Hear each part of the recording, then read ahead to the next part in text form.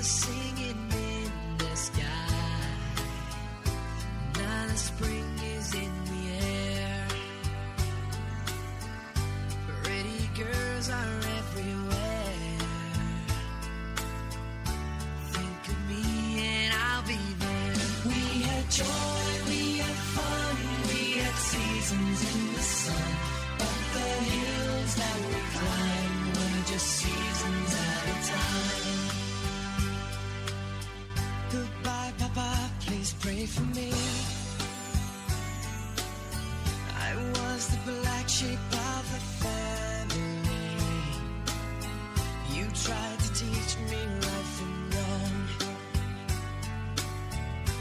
Too much wine and too much song. Wonder how I got along. Goodbye, Papa, it's hard to die when all the birds are singing in the sky. Now that the spring is in the air, little children everywhere. When you see them, I'll be there. We had joy, we had fun, we had seasons in the sun. But the wine and the sun, like the seasons have all gone. We had joy, we had fun, we had seasons in the sun. But the wine and the song, like the seasons have all gone.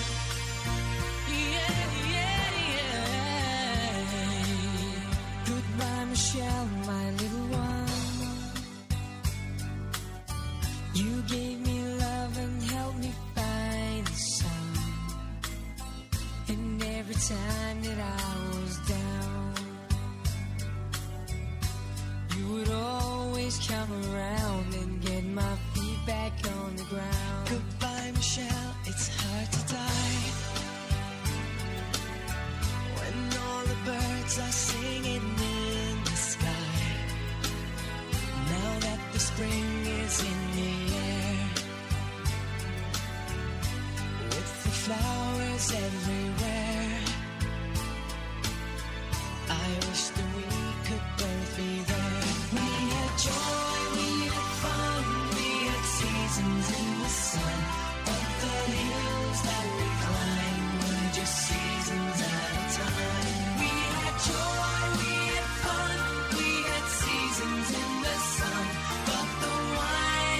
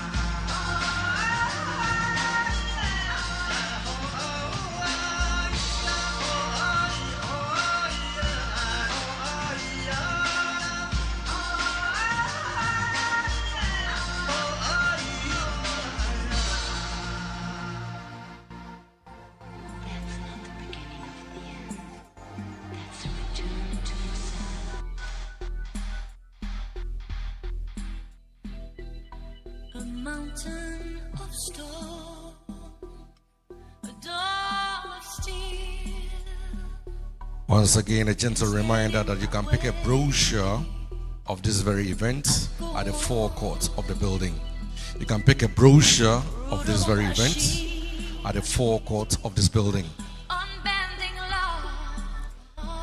The brochure gives you the chance to see those who will be honored tonight.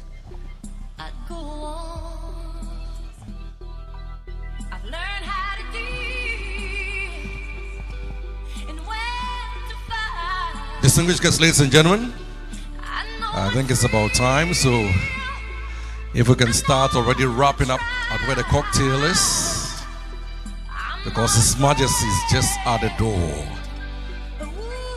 Distinguished guests, ladies and gentlemen, yeah, let's all start wrapping up and return to our seats and get ready for the main event.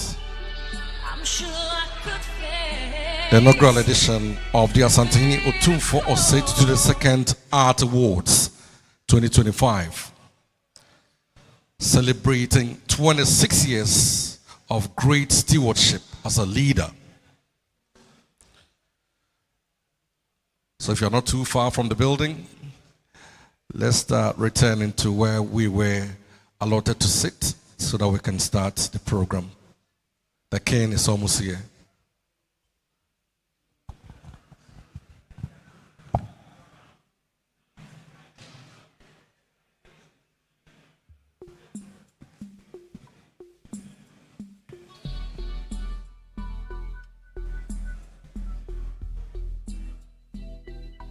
A mountain of stone, a door of steel, can't stand in my way. I go on, brutal machines, unbending laws, can slow me down. I go on. Learn how to deal and when to fight. I know what's real, I know what's right. I'm not afraid. A wounded dog, I can be tender in a world so tough. I'm sure I could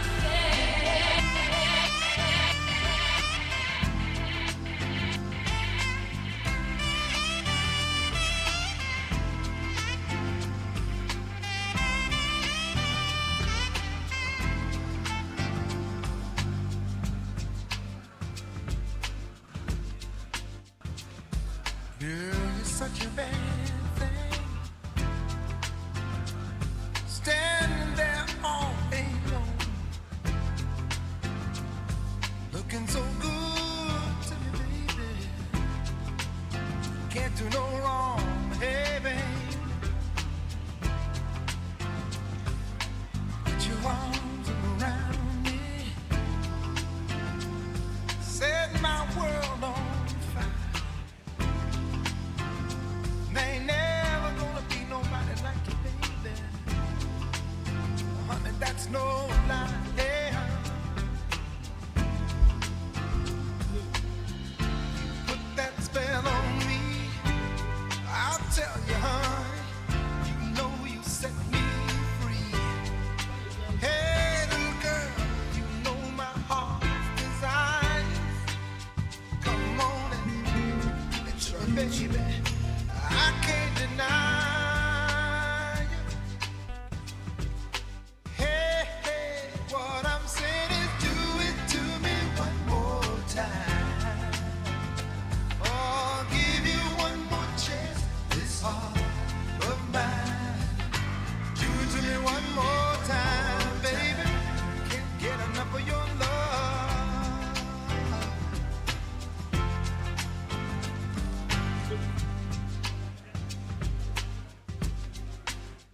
Oh, you're my Motown lover. Motown.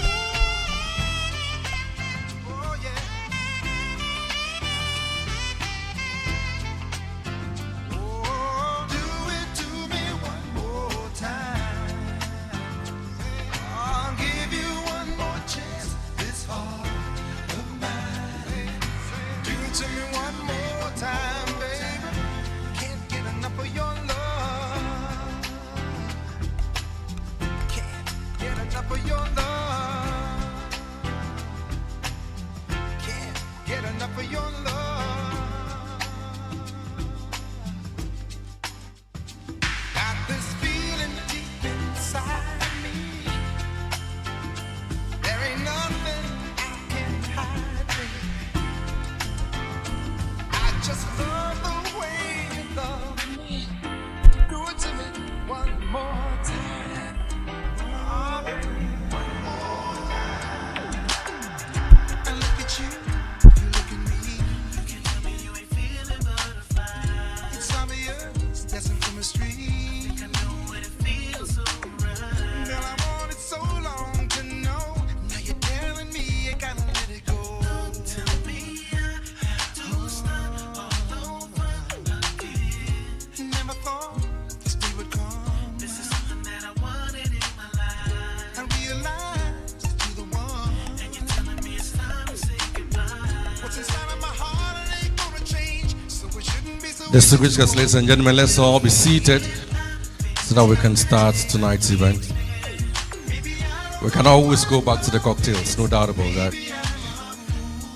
I just know what I'm feeling, and it's all because of you. Don't tell me I don't. Those are the forecourt. Please come in because the cane is just around, so we need to start. We call it, you call it, I call it love. It's so clear for you to see. Don't let nobody tell you what to do. Why they can't just let us be happy. I don't wanna find nobody. No. If you know what's really in your heart, then don't let them tear us apart.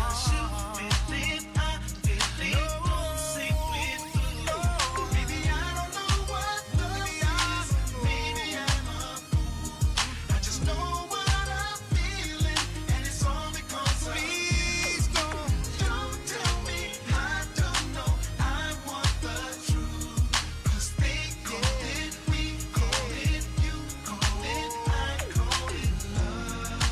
We have a bond that's unbreakable, and it's not time to let it go. And now that we know it's real, we're gonna let it show to the whole world that I'm yours forever, and you're my girl.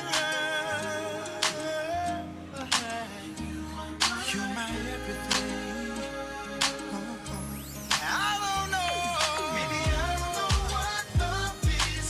Maybe I'm a fool. I just know what I'm feeling, and it's all because of you. Don't tell me I don't know. I want the truth.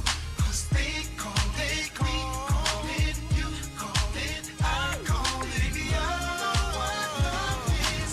Maybe I'm a fool. I just know what I'm feeling, and it's all because of you. Don't tell me I don't know.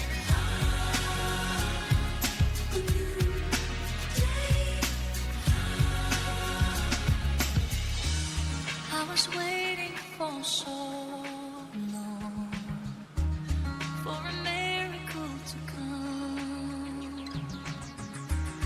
Everyone told me to be strong, and don't shed a tear. Through the darkness and good times, I knew I'd make it through.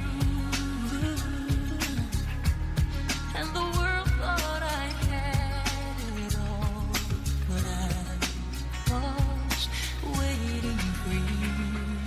Hush, now I see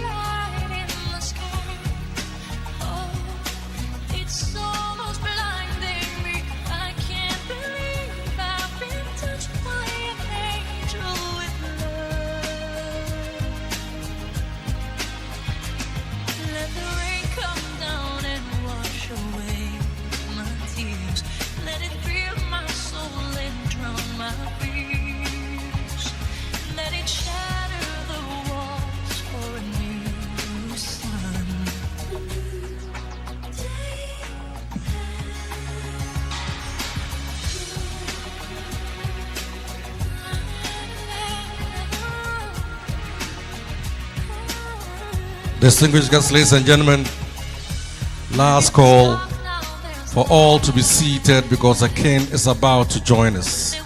It will not be nice for him to come in and then we'll be standing by our drinks. We are within the domain of culture and tradition, and it must prevail. Let's all be seated now. And the now means now, advisedly.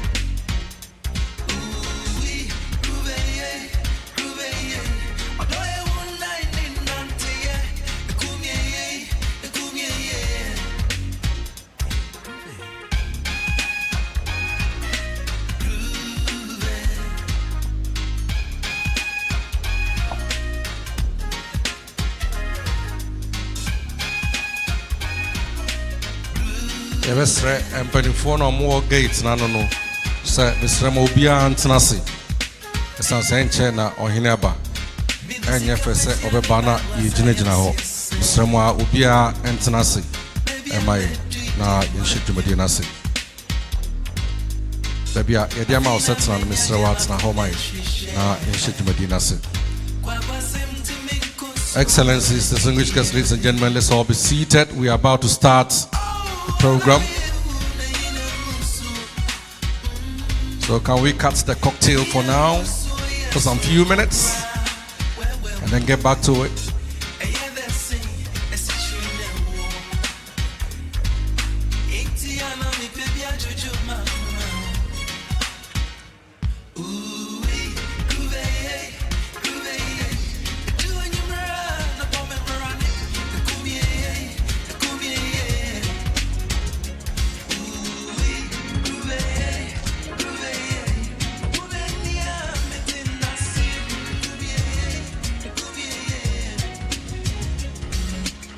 Some more several cocktail no say no Any dear Munja Maya Wine or Hineba.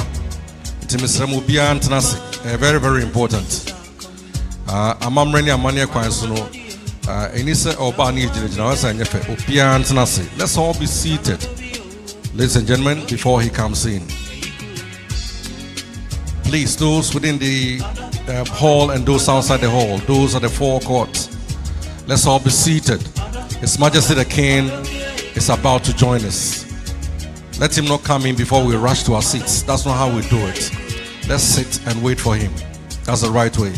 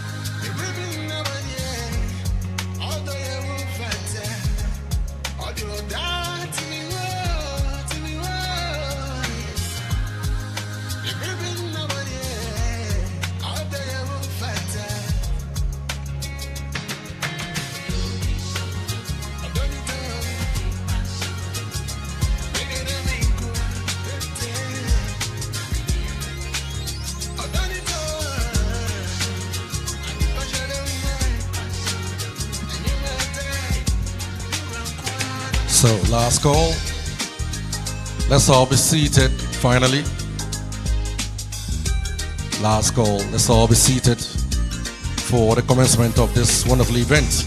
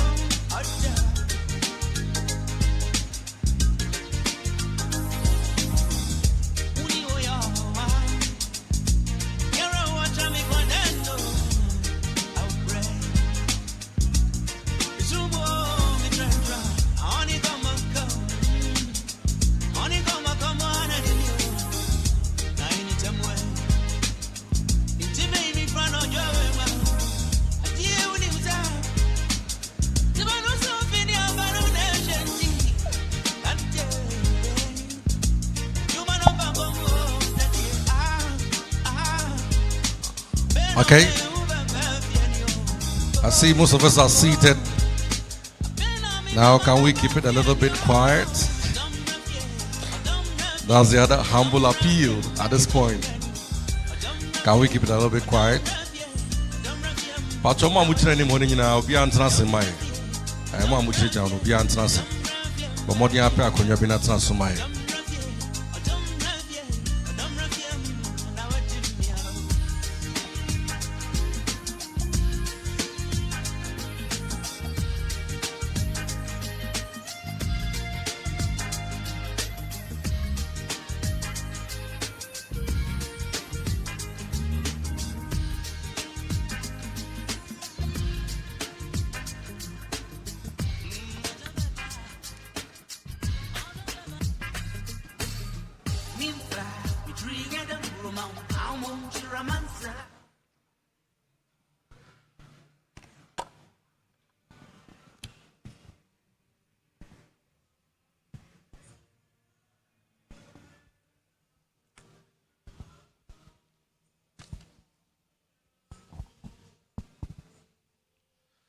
In case you just joined us, welcome to this wonderful location, the inaugural location of the Asantehene Otumfuo Osei to the Second Awards, the first of its kind, celebrating our masters.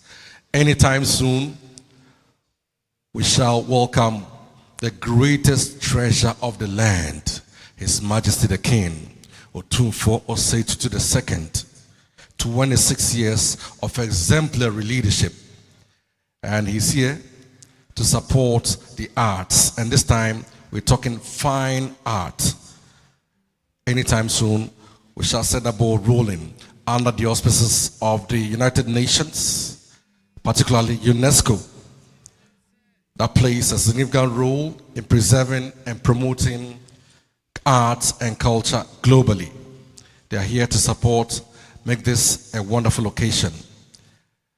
We are also proudly supported by the Mensha Palace Museum, Justice Repair, Otumfuo Radio Station, and Joy News FM TV. Let's put our hands together to warm ourselves up. We've had a long rainy day and we're in for something sensational. I mean, everybody's been craving for this. The sweat, the up and downs, the stress and everything all sums up to a day like this one. 2 days to Africa Day. A day to be rewarded that you will never forget as an African. The timing is right. The month of May, exceptional because this is the month in which His Majesty the King was born. So May is very special in the Ashanti region and in Ghana. This king has done so well. He's brought modernity into our cultural systems. This is a personality who is our special guest tonight. And he's here to award and reward our fine artists. 10 of them. If you look on stage, you see 10 wonderful people. In fact, we have their portraits in front of the building. We shall be talking some more about them. If you want to read about them, there's a brochure at the forecourt. You can pick that from the right side of the entry point. So you can get to learn and read about these wonderful personalities who will be awarded tonight. Anytime soon, His Majesty the King will join us, and then we'll set the ball rolling. Of course, we've got some folklore music. Ejako Nemo is in the house to support us, and we've got our traditional music to support. It's going to be a very colorful night. I mean, we saw the rain, a sign of blessing for what we are about to witness tonight. So once he's in, we'll all be upstanding, and then when he sits, we sit. That's the drill. So let's all be upstanding. Let's all be upstanding.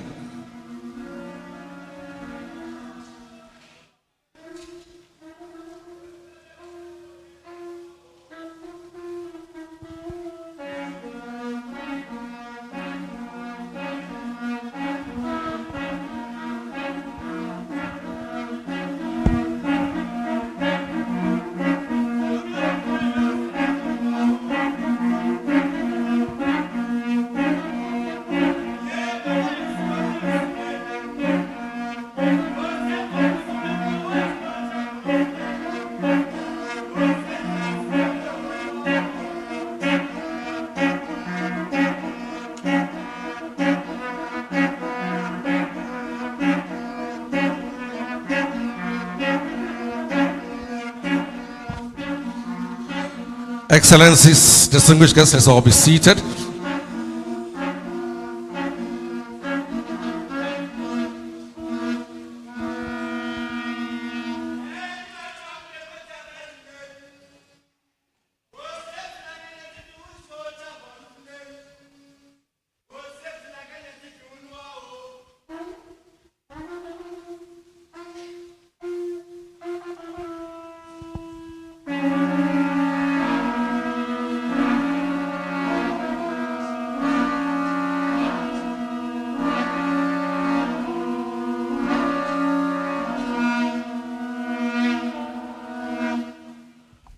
Your Majesty the King, your permission to set the ball rolling. Your warm welcome to this wonderful edition of the Arts Awards, the first of its kind. And we're so proud to have you in here. With all your tight schedules, you still made it. Thanks so much, Your Majesty the King, Otumfuo Osei Tutu II, to grace this program with your presence. Thanks so much for joining us. Please put your hands together for His Majesty the King. And with that, I'll humbly seek your permission to start this event. Thanks so much, Anna. Your hands together once again for His Majesty the King.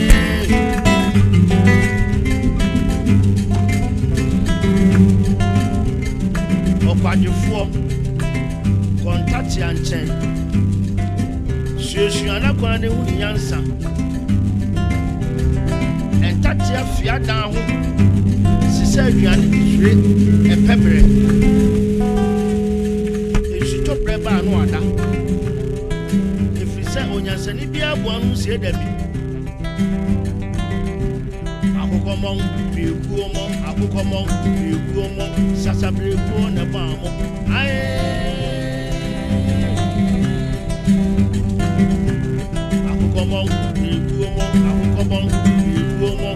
Sasa Brigo Nebamo.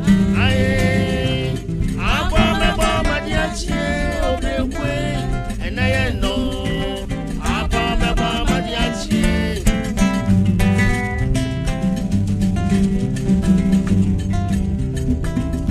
Milianum. Akuko Bonwa, Mommy sorry kwa juma. Kwa juma thing. Na Brigo Susua. Ni abafie jojo na sɛ yɛbɔ abɛbɛbra ɛwɔ kurom ha yɛde nkyɛnse ɛna bɛne na mama so buroni bɛka sɛ including IMF akɔsrɛsrɛ sika ne aduane sɛ ɔbra wei ɛmfata Ghanafoɔ nti akokɔbɔn a wɔn yɛsɔre nkɔ adwuma na breko nso subɔn a ne abafie joo Kokomo, Yukumo, Aukomo, Yukumo, Sasa Brigo Nebamo. Aye, Aukomo, Yukumo, Aukomo, Yukumo, Sasa Brigo Nebamo. Aye, Abo Nebama, yes, and I know Abo Nebama, yes, and I know Abo Nebama. You and I know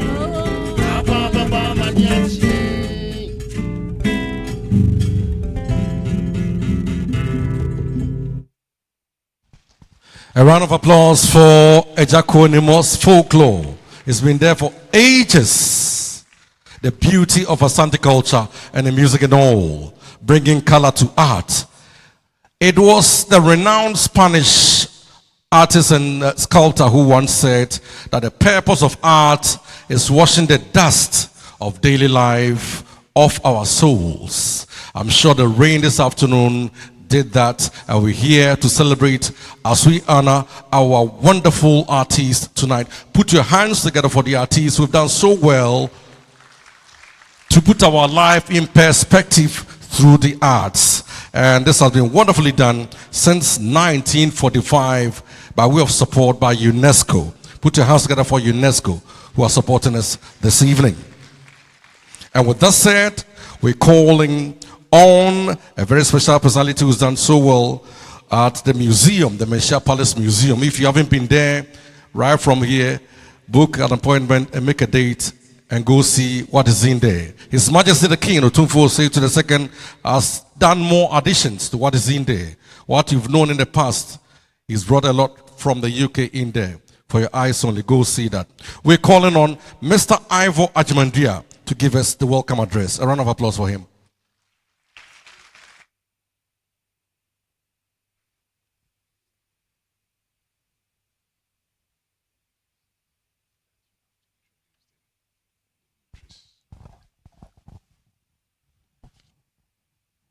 Otumfuo Osei Tutu II, distinguished recipients of the maiden Asantehene Otumfuo Osei Tutu Art Awards, ambassadors, high commissioners and diplomats, visiting patrons of the arts beyond our shores and within, chiefs and traditional leaders, ladies and gentlemen. On May 18th, the world marked International Museum Day. Whilst tonight is an event, it is but a coincidence of planning. The impact of this distinguished assembly has only come into its own. Between the 10 individuals who will shortly receive this inaugural Artist Laureate Award, their works are or have passed through over 200 international museums around the 6 continents. They have been recipients of major art awards and for over 50 years have been part of the avant-garde second generation pioneers. Professor Emeritus of Painting and Sculpture, public artists and galleries, they have been decorators of the homes of the powerful and everyday people.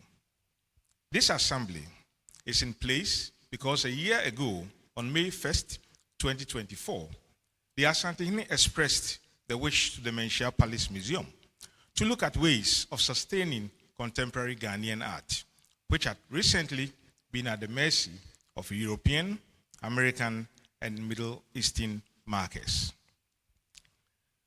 There has also been the temptation of young artists seeking validation externally with the Sotheby's and Christie's of the world-known galleries, and of their dreams, of course, of creative bliss.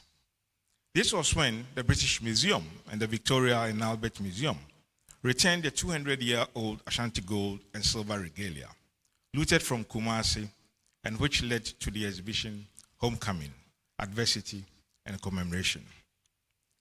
If artists should be engaged through awards for their most exotic works and acquisition for the new contemporary gallery, which is here, that Otumfuo has recently built, it was thought that the industrial leaders should be acknowledged first. It was not difficult to do so by the jury and with your endorsement as private collectors with Lady Julia. Surprisingly, these recipients were also delightedly surprised of their further glories.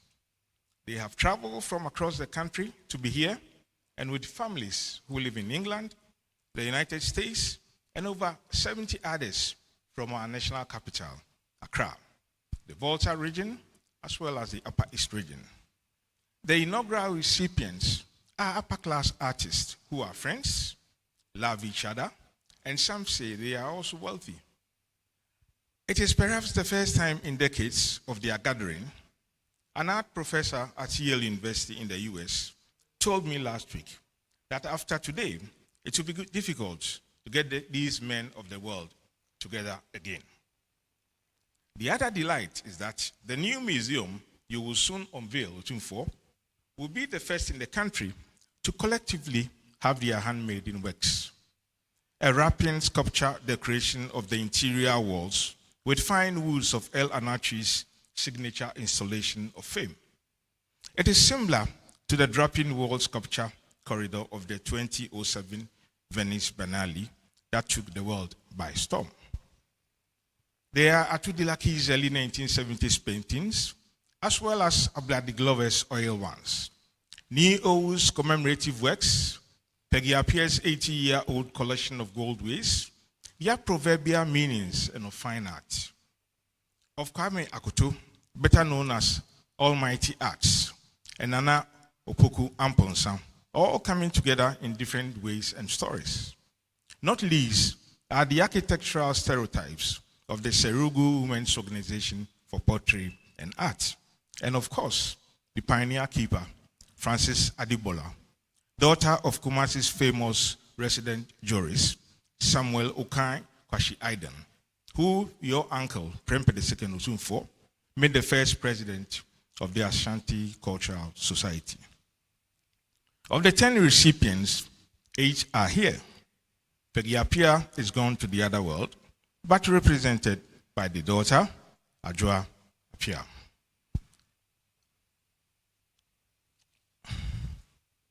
Francis Ademola is 97, and of course could not come, but a granddaughter is here.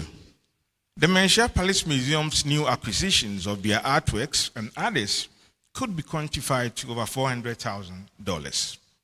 When this part of the ceremony is over, we will see 14 of them at the improvised corner gallery before we go to the new museum with them. These include a 30-year-old painting and only one of a sitting recently acquired by Otumfuo of his brother, Opokuwari II, as well as 2 works from artists in Seychelles. Academics of the Faculty of Art at KNUST are very proud when one talks to them. Not very long ago, the New York Times named it as among one of the most influential art institutions in the world. That is, if we're talking of 100 most influential art schools in the world. They attribute this largely to what some of the recipients who were once students, became professors and practitioners, have done over the years and with others. In the last year, and as you desired, Otumfuo, new growth patterns are with us.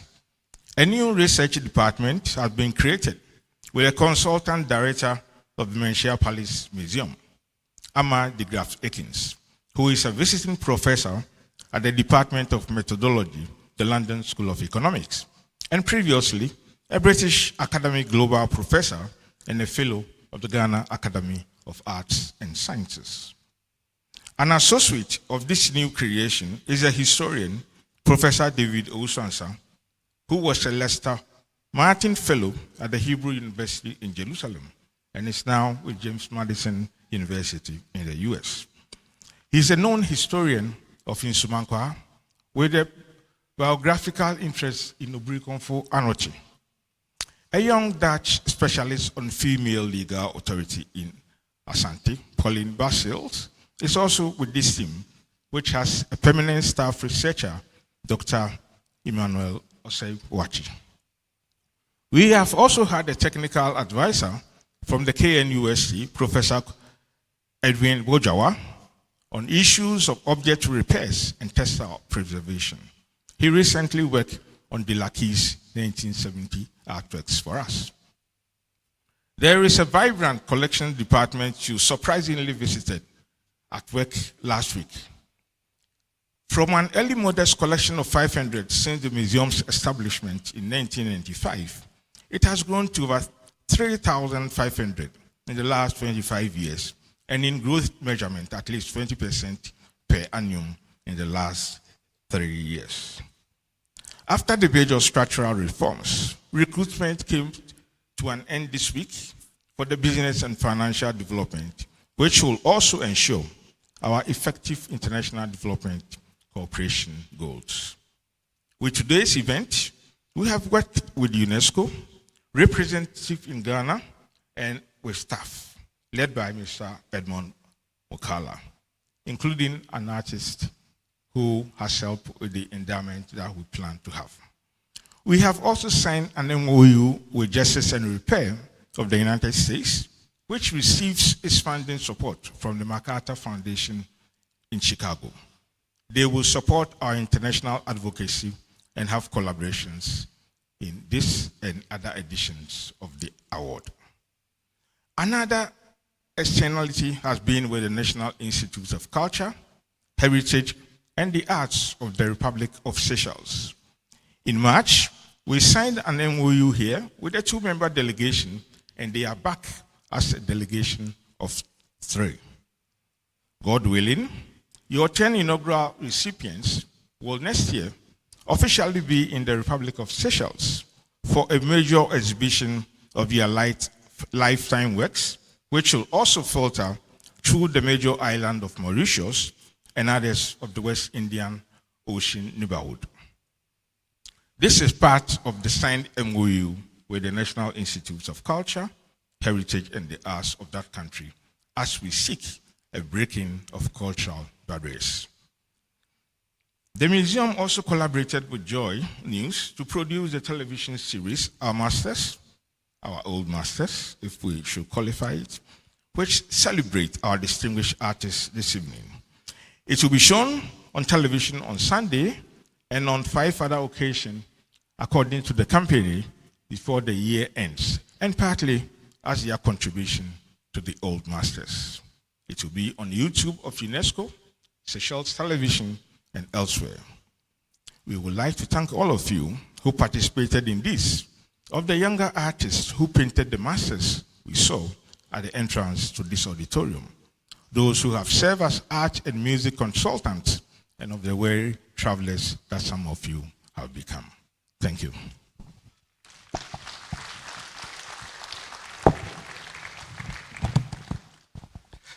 Thanks so much,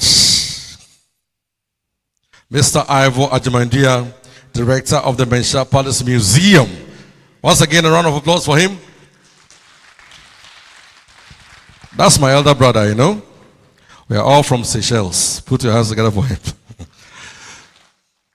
So, we have some VVVIPs in here who've braved the odds to make it all the way to Kumasi, to Asantehene, to the land that flows with milk and honey, to the land that has the 16th occupant of the golden stool, who's bringing modernity to leadership, Ladies and gentlemen, a round of applause one more time for His Majesty the King. And to our special guest, I start with Abenayo Wale Eden and wife Adjoa Apia, Finance Minister for the Republic of Nigeria. Also in the building, we have His Excellency Tong Defa, Embassy of the People's Republic of China. And then we have His Excellency Juliet Bayana Sutherland, Barbados High Commissioner and Embassy of Barbados. For the young ones, that's the hometown of Rihanna, Rihanna's hometown, Barbados.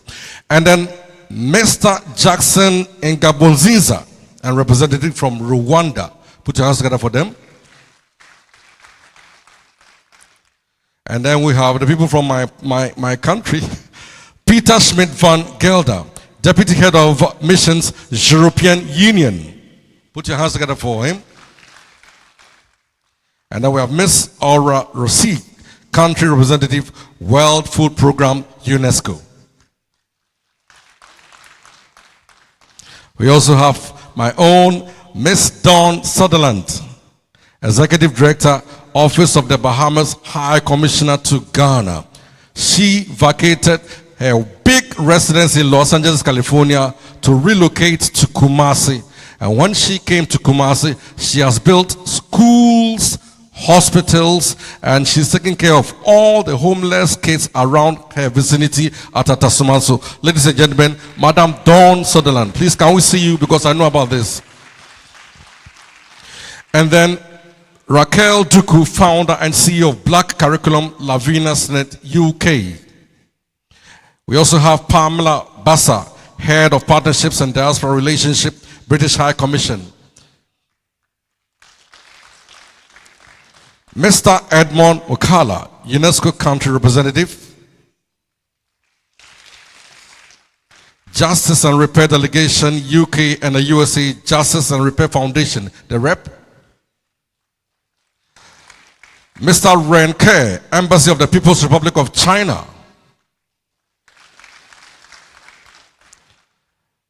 Mr. Lemingo Zhao, Embassy of the People's Republic of China. Miss Karen Clark, artist from Virginia, Office of the Bahamas High Commissioner to Ghana. This is not her first time to Ghana. I've counted about 3 times of her being in Ghana and doing benevolent work for all the people living in the Ashanti region in Ghana. Thanks so much and welcome to Kumasi, Madam Karen Clark from the United States. Michael McMensa, Marketing Director, AI Diesel Limited, or A1 Diesel Limited, Mark Mensa. Representatives of the Asante Professionals Association, my people. Honorable Dr. Amakohene, Ashanti Regional Minister, I'm sure he's being represented by the Mayor, Honorable Richard O. Bwedi, Kumasi Mayor. I'm happy that he's doing it for the press because, I mean, now we have a pressman. Those of us who talk so much in the seat of the mayor, let's see what he can do. And then Honorable Kojom Pianim, former Chief of Staff, Ghana, under President Kufuor. Anyokama Lubi Akwara, the first, Paramount Queen of Sirigu. Mr. Akonko Akurugutia, Representative Paramount Chief of Sirigu. Professor Rita Akosia Dixon, Vice Chancellor, KNUSC Kumasi. And for your information, the Chancellor of KNUSC is His Majesty the King Otumfuo Osei Tutu II. And then Professor Frederick Kwakusafo, Vice Chancellor, Apiamenka University Kumasi. And then we have Professor Samuel Kofi Afrani, Vice Chancellor, Christian Service University. And then Professor Kwabena Ekrang Parry, University of Education, Winneba. And then Dr. Kwabena Dako Ekwamwa, Ho Technical University. Professor Amma de Graft Aikens, University of Ghana, Legon. Mr. Anthony Jim Fuga Fiato of Anyako Woto. Mr. Daniel Amlalo, Executive Director of EPA. And finally, Mr. Azu Nwabu, former Director, Site Museum, South Africa. Put your hands together for all these dignitaries who've made it all the way to Kumasi and to the palace, Menshia. And with that said, we're going for our poetry recital by Nana Asasi.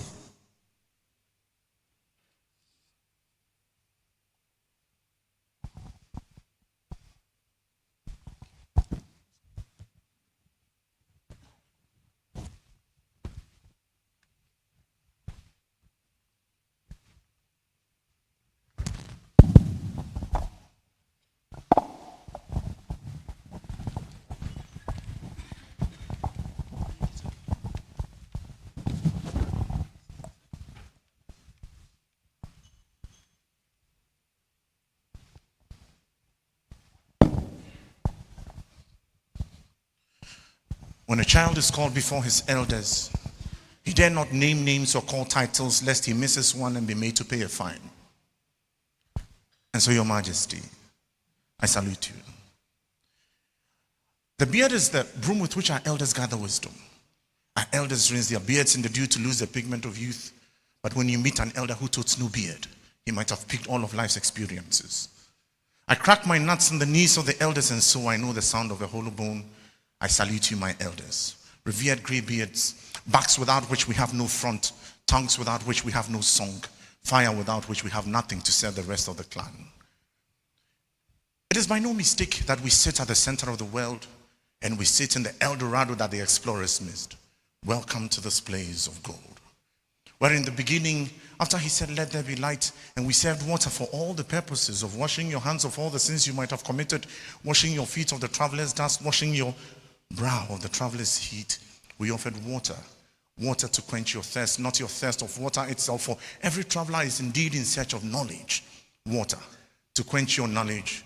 Welcome to this place. The world could not count our steps, and so they chose to call it dance. Welcome to this place where we beat our chest because our chests are as good a drum as any animal skin could ever be. And I am simply a child learning the ropes of the world and the ways of my people. I am a lonely dreamer traveling to distant homes to nurse my germinating journeys and to see my adventures as fruit for my daring. I remain the visible joys of a breezy day being swung by a joyous fruit, and I remain the hefty tongue of conscience awaiting the next eternity to speak light to this chaos of the world. And I am proud to be a son of this land, seeing that my people have chosen to learn to celebrate our heroes while they yet live.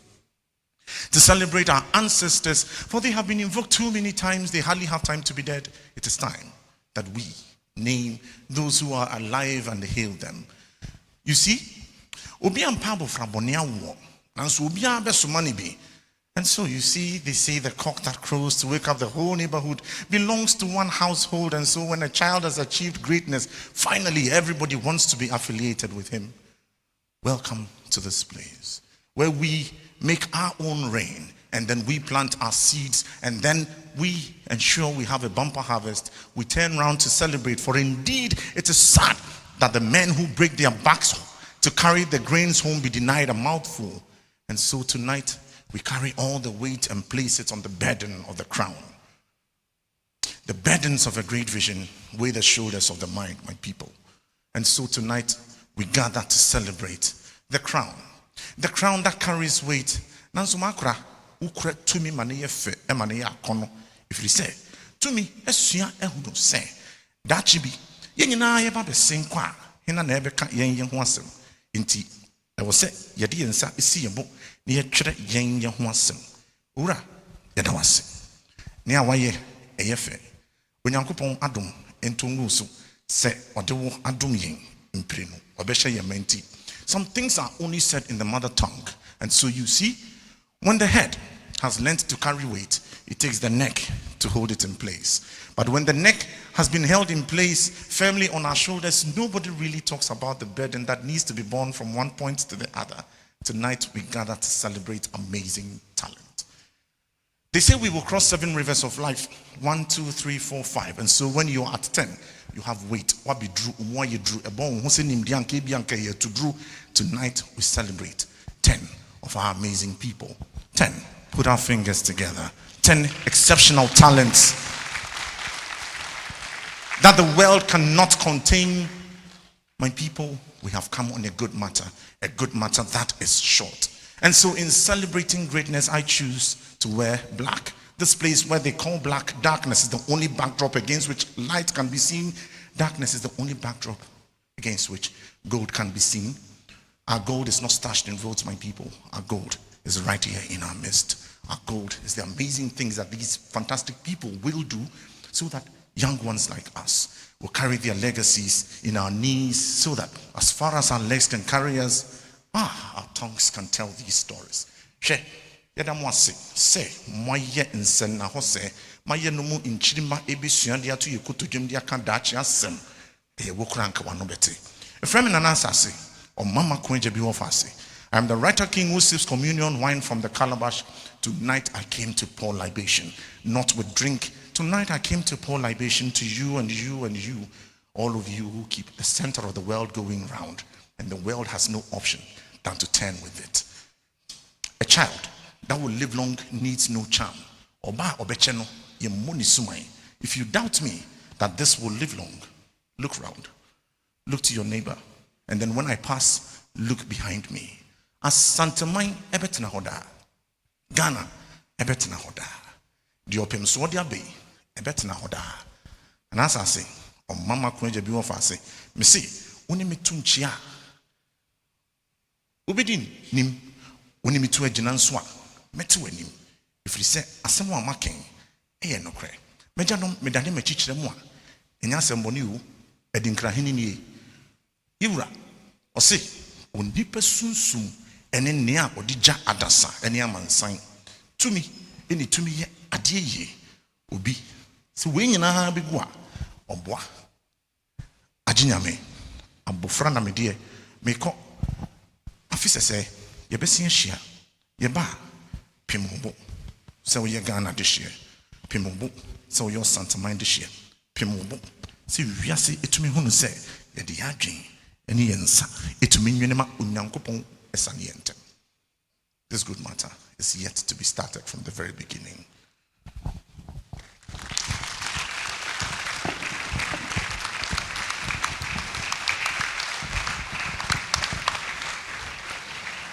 Lilty, sprightly spiced out.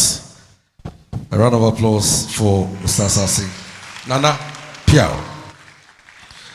And with 2 days to Africa Day, let's acknowledge Mr. Jonas Class, Deputy EU Ambassador, who is here with us. We've also been joined by the Director of the Seychelles Museum, Madame Julienne Barra.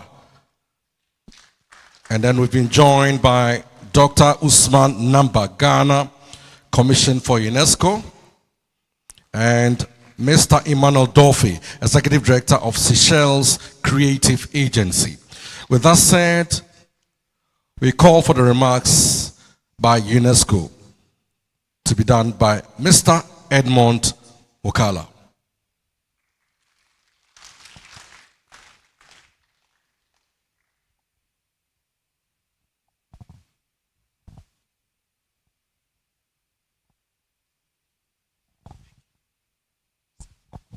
Thank you.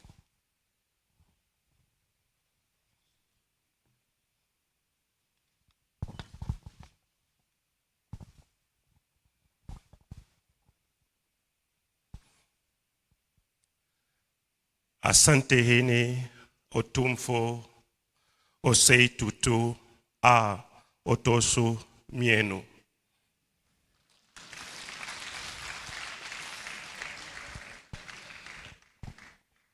Distinguished members of the Royal Court. That's one I will practice again next time, and I will do it in Twi.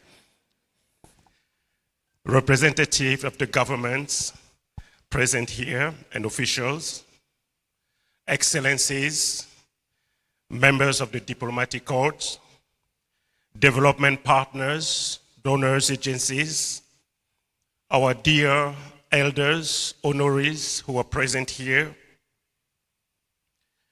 esteemed dignitaries and guests, artists, diaspora communities, cultural practitioners and associations, members of the media, ladies and gentlemen. On behalf of UNESCO, it is a distinct honor and privilege to be present at this momentous celebration of creativity, royal leadership, heritage at the launch of the Otumfuo Osei Tutu Art Prize and Endowment Fund. I extend our warmest greetings and heartfelt congratulations to His Majesty Otumfuo Osei Tutu for this unique initiative that strengthens the bridge between tradition and modernity, between heritage and innovation, and encourage efforts to prevent the illicit trafficking of cultural artifacts and property. And I think that deserves a round of applause for what the King has been really doing. I also express my deepest gratitude to His Majesty for his visionary leadership in promoting culture, heritage, and the creative arts. We also express our sincere condolences, as we know a couple of weeks ago, the King and the Asantehene on the going home of Nana Osei Bosuntu Mongo Hene.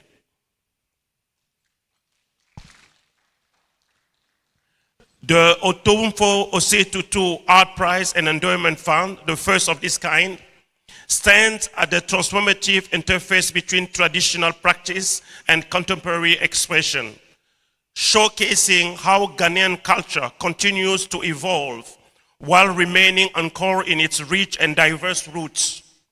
As the President of the Republic of Ghana hardly emphasized during the recent launch of the Black Star Experience, saying, I quote, "Ghana is a nation proud of its history, rich in talent, poised with lead Africans' cultural and creative renaissance to provide truly a proud Black Star experiences." The prize here today exemplified that leadership. The Mansion Palace, as the heart of the Asante tradition, remains a beacon of living heritage and a powerful reminder of the enduring value of culture in shaping identity, unity, and progress. The Asante Kingdom has long been one of the guardians of Ghana's intangible heritage, showcased in its royal regalia, tradition, government system, oral history, textile art, and architecture, to name only the few. It is a source of inspiration and a pride not only for Ghana, but for Africa and the rest of the world. So today's, as the event set against the rich legacy of the Asante Kingdom, reinforce our shared belief in culture. By recognizing artistic excellence, nurturing the next generation of cultural bearers, and creative sustainable pathways for young people, particularly women and youth, we position culture to thrive through the arts, as we will say, indeed, Asante Yo Man. Dear awardees, it is known that you possess unique abilities to capture the essence of words around you. You translate emotion into colors, thoughts into melodies, and dreams into words.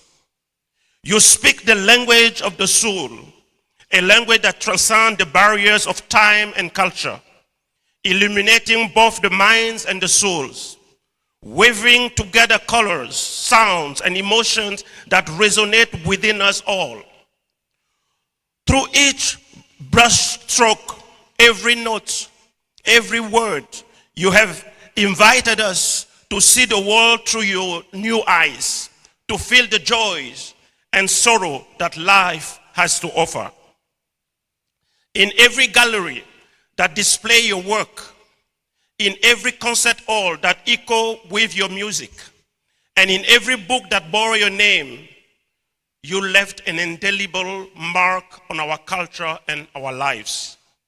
You are not just creators, but visionaries. You dare to dream and to challenge the norms of society. You understood that art is not merely a reflection of the world, but a catalyst for transformation. Each piece you crafted was a piece of your soul, a glimpse into your innermost thoughts and feelings, a glimpse into your lifetime. Yes, in your lifetime, you have faced challenges, moments of doubt, and the harsh criticisms that often accompany the pursuit of greatness. Yet, you persevered. Your resilience served as an inspiration to us all, reminding us that the path to creativity is often fraught with obstacles. It is not the absence of struggle that defines an artist, but rather the courage to rise above it. So therefore, let us take a moment and acknowledge these communities of artists, this great, as we call it, our old masters, who have shaped the history of art and creativity in Ghana and the world. And if you agree with me, just use the God-created instrument in your hand and let's applaud them as they really deserve.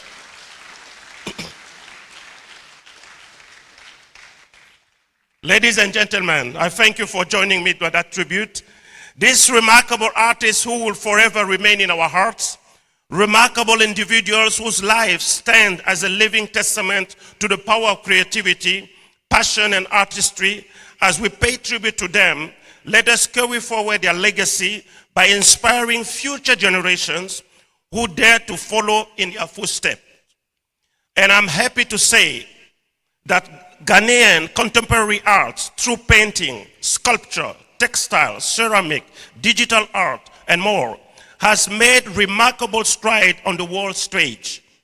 From the internationally acclaimed Ghana Freedom Pavilion at the Venice Biennial curated by Nana Ofiarata Ayim, to the global respected platform like Gallery 1957, Nubuke Foundation, Ibrahim Mahama's Red Clay Studio, and Amoako Boafo's Dot Ateliers, Ghana, is a redefining of the boundaries of Africa creativity. The Art Prize launched today, therefore, does more than just reward excellence. It cultivates a generation of living human treasures, such as Agia Ko Nimo in traditional music. It invites young and emerging creatives to become masters of their crafts and contributors to national identity and global artistic discourse. It also promotes dignity through art, and it inspires unity through cultural pride. Thus, our celebration goes beyond the honoring of artistic excellence. It is a powerful reaffirmation that art, culture are central to national development, resilience, and national identity. Today's Art Prize Endowment Fund attests to the foresight of His Majesty in fostering creative excellence, investing in young talent, and sustaining cultural legacies. UNESCO therefore sees this as a model of best practice that can inspire similar initiatives across Africa and beyond. Yes, don't hesitate, please come. UNESCO extends its solidarity to His Majesty Otumfuo Tutu and applaud his continued role as one of the custodians of Ghana cultural heritage, commending his foresight in creating an endowment that secures long-term investment in artistic talent. This aligns perfectly with the goals of the UNESCO African Renaissance Vision, which encourage cultural sovereignty, youth employment, and creative economic growth. We therefore urge all stakeholders gathered here today, traditional leaders, policymakers, educators, to rally behind this initiative. To you, the private sector, who are the engines of Ghana's growth, I urge you to pay particular attention to this legacy, since it immortalizes your institution's exceptional and generational contribution to the future of Ghana's artists.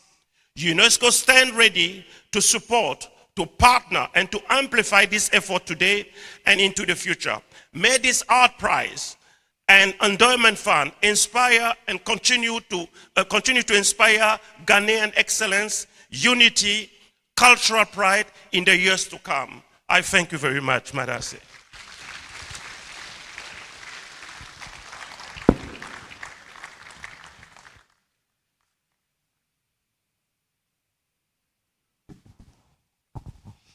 A round of applause one more time for Mr. Edmond Mkwala. Now we pick fraternal greetings from the Executive Director of the Creative Seychelles Agency, Mr. Emmanuel Duffy.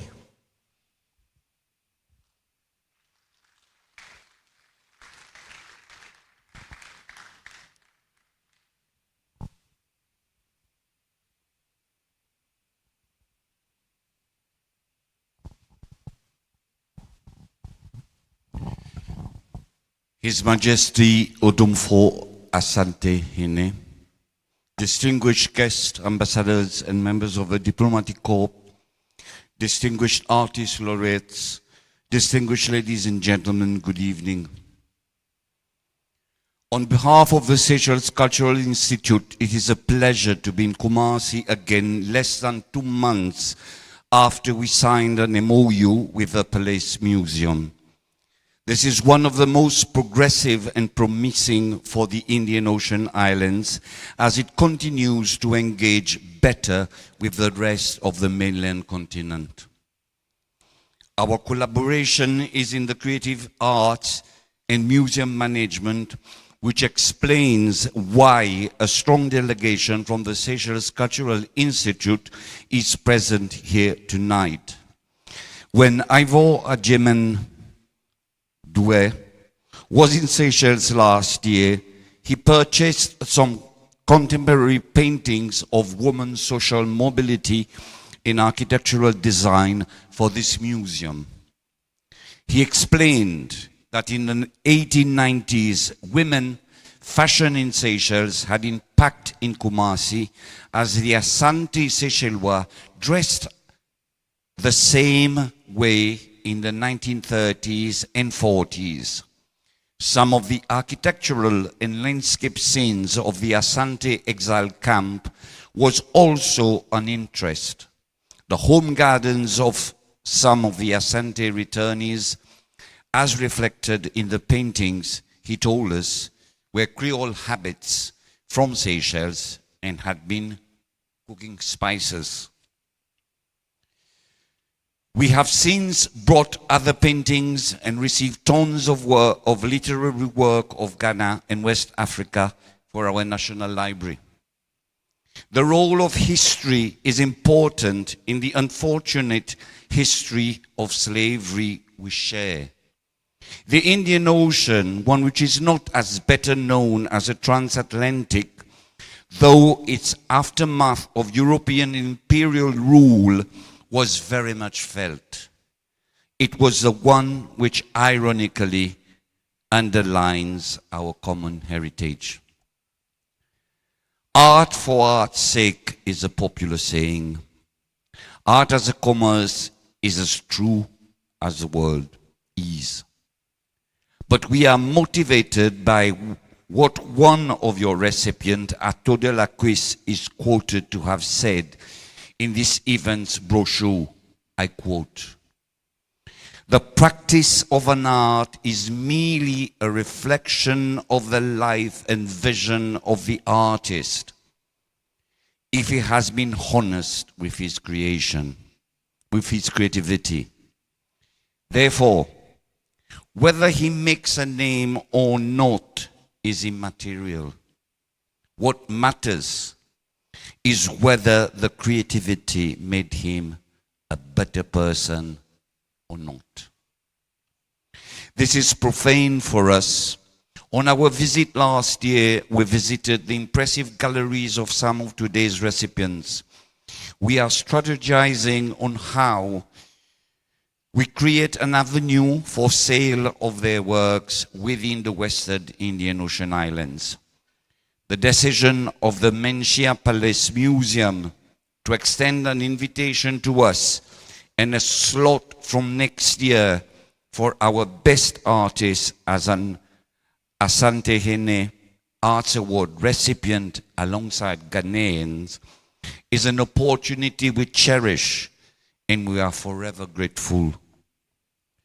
In the first week of next month, Ivor will be in Seychelles as a visiting scholar in Museum Economics of the National Institute of Culture, Heritage and the Arts.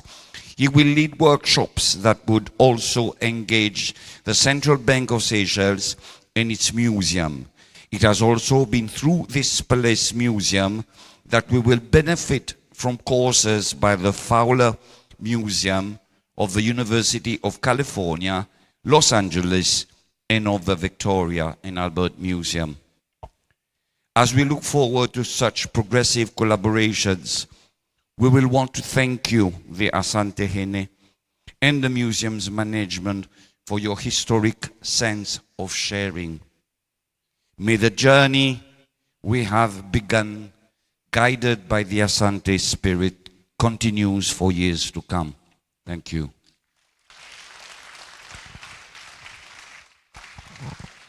Thanks so much. Kind words from the archipelago of Seychelles in the Indian Ocean. Your hands together for him. We've just been joined by the presidential staff and coordinator of the Black Star Experience, Mr. Rexoma, musician. Thanks so much for joining us. I will also be joined by the police commander. Thanks so much for joining us as well. We now move on to the next item on the program. We need to move very fast. Remarks by the European Union ambassador to Ghana, representing His Excellency Achad Razali.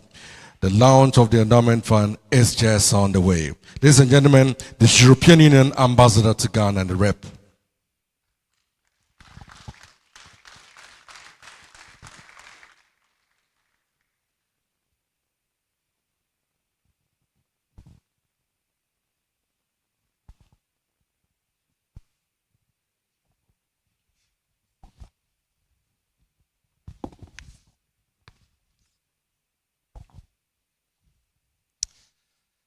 Your Royal Majesty, Otumfuo Osei Tutu II, Honorable Abla Tifa Ngomashi, Minister of Tourism and Creative Arts, the Honorable Ofori Ajiman Boadi, Mayor of Kumasi, UNESCO Country Representative, Mr. Edmond Mukala, members of the Diplomatic Corps, Nananom, ladies and gentlemen. Memamo Adro, good evening.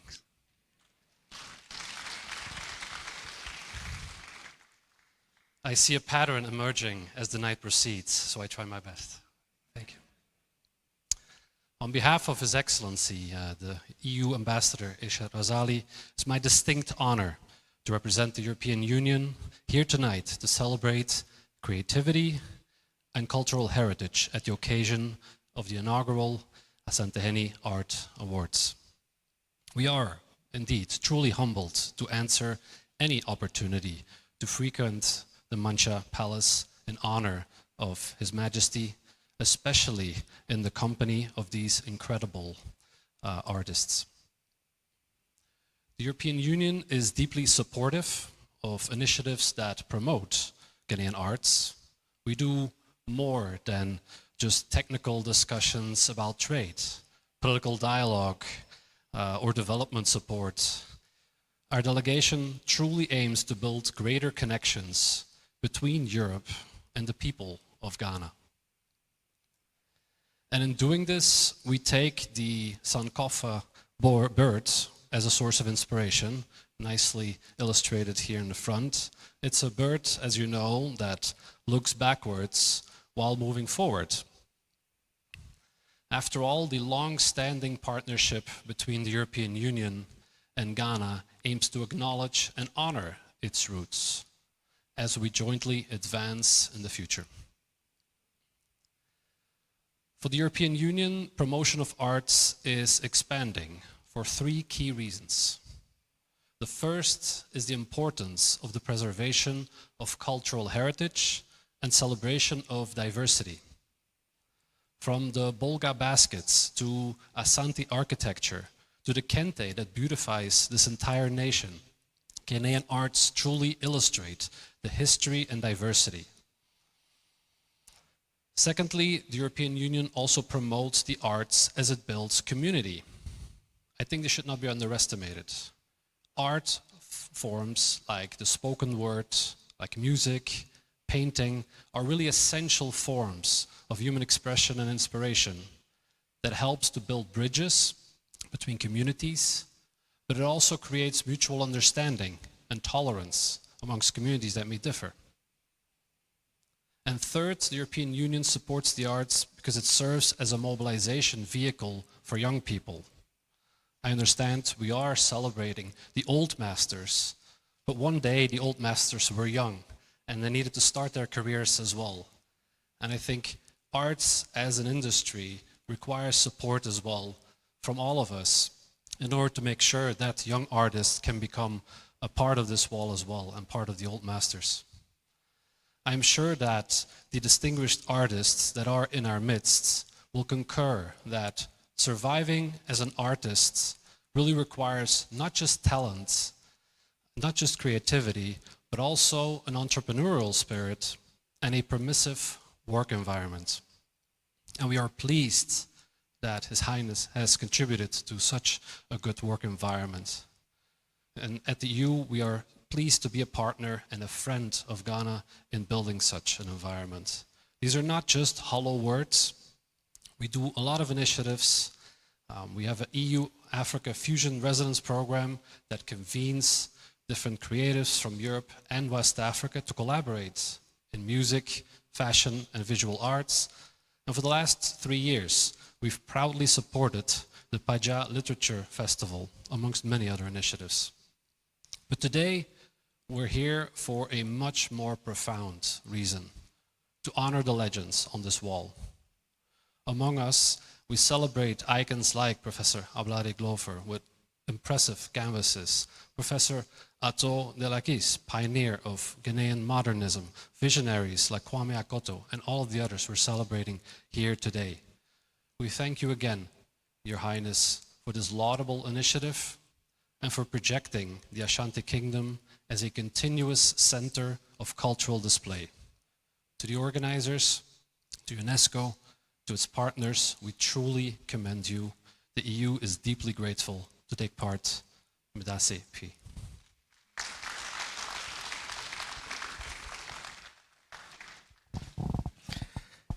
Thanks so much, European Union. We're getting closer and closer to why we are here, to honor these wonderful artists that are amongst us this evening. Now, we call on Mr. Edmond Bukala, UNESCO, and Mr. Ivo Ajimandia to take us through the launch of the endowment fund, which will not take a long time at all. After that, we get to the main thing, where we get to honor our heroes and heroines. Your hands together for Mr. Ivo Ajimandia and Mr. Edmond Bukala. The launch of the endowment fund.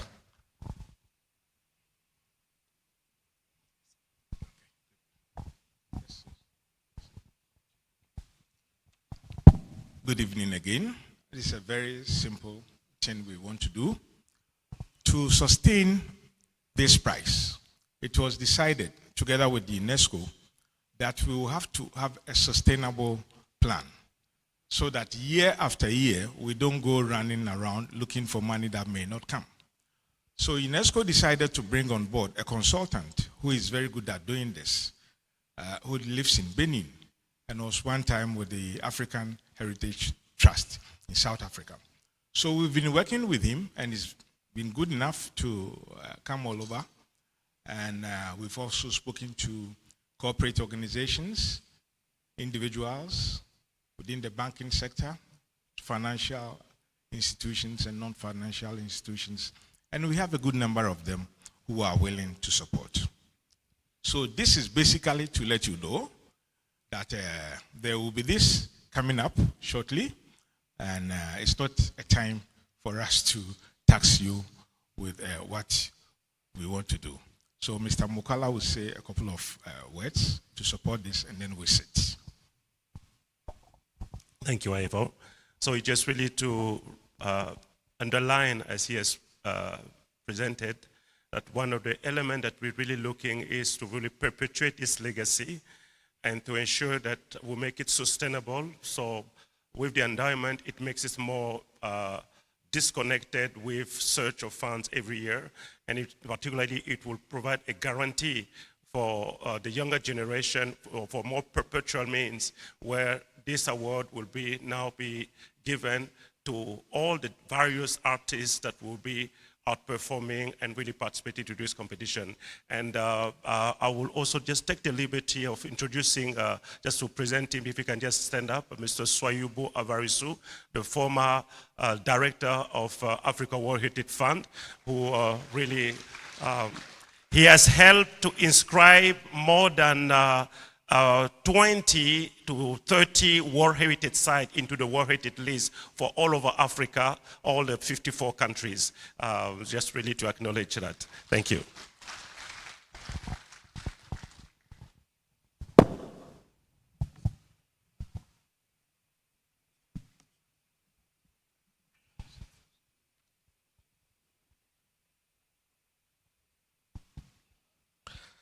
So, put your hands together for UNESCO and the museum. Now we get to our heroes and heroines for this edition of the awards, the first of its kind. And this name, I heard it when I was in primary school, way back. I've never seen him, I'm like one-on-one before. Professor Ablade Glover, right? Put your hands together for Professor Ablade Glover.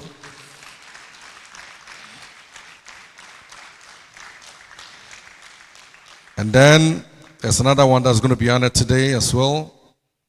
Ato Delaki. Let's see them. And then El Anachi. I remember when we started radio, there was one other guy at Joy FM called Anachi. I think he's connected. Francis Kwateni Owu, Touch of Bronze.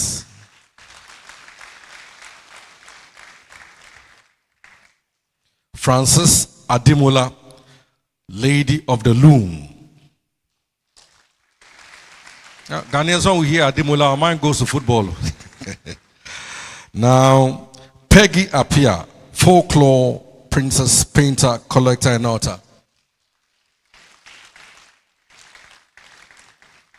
Kwame Akoto, a rebel becomes public artist.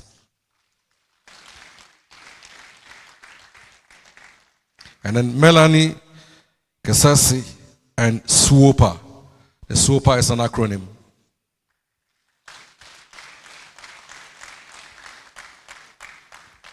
Nana Opoku Amponsa Otumfuo of Nswasi.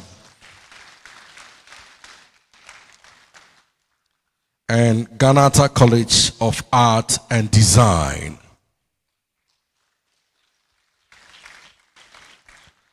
So these ones have done very, very well, and at the appropriate time, we shall be talking about them and what we have for them as well.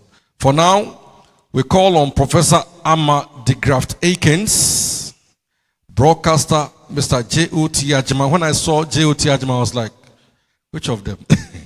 And then Miss Apioko Seiram Ashong Abe, a poet, cultural practitioner, and art curator. Now these three will be on stage to help with the presentation and everything.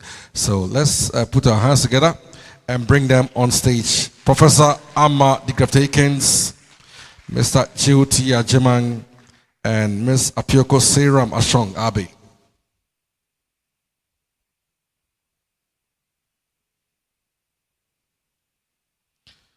Round of applause.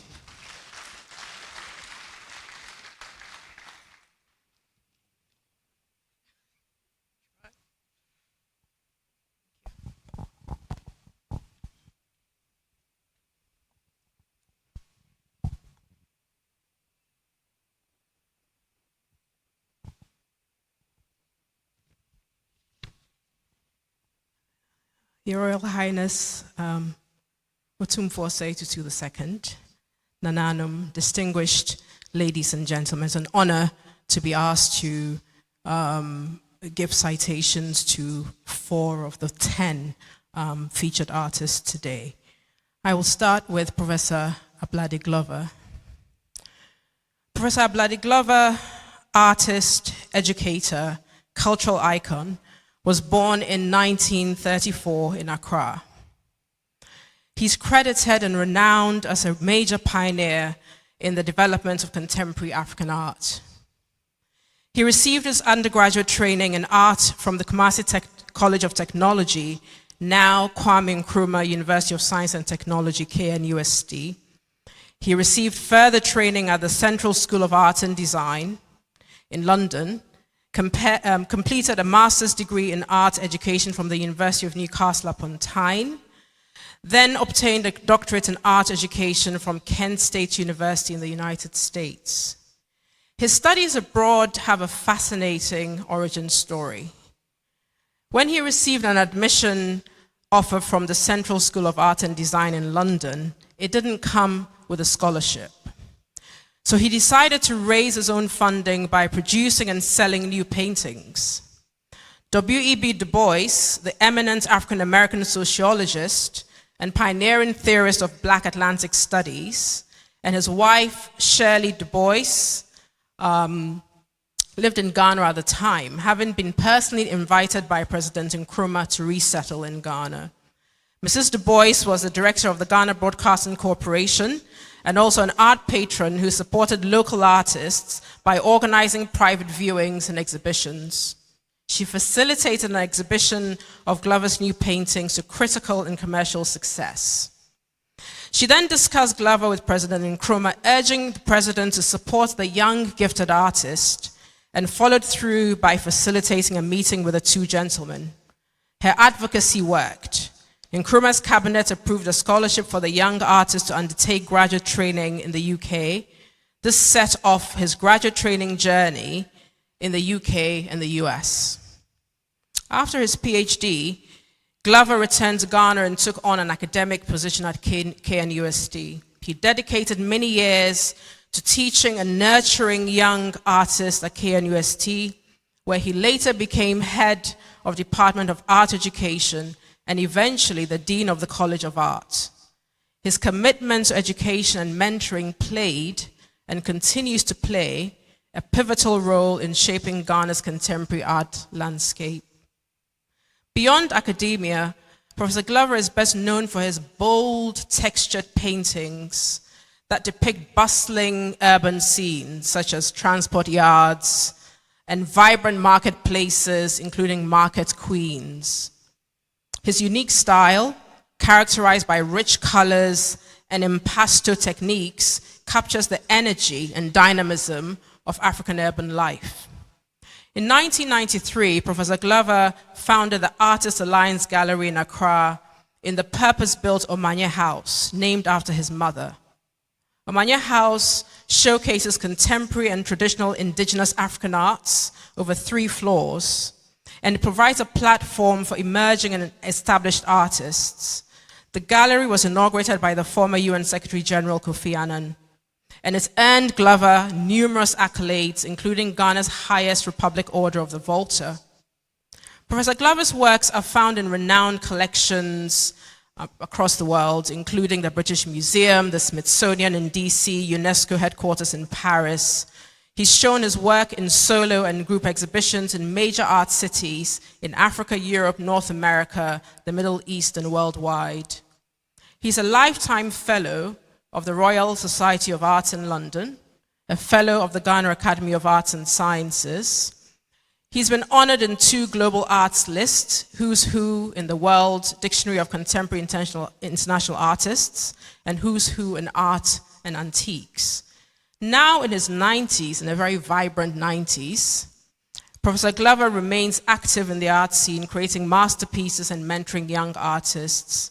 Ever the teacher, mentor, elder statesman of the arts, he collects art of others, especially pieces produced by his former students. Professor Glover.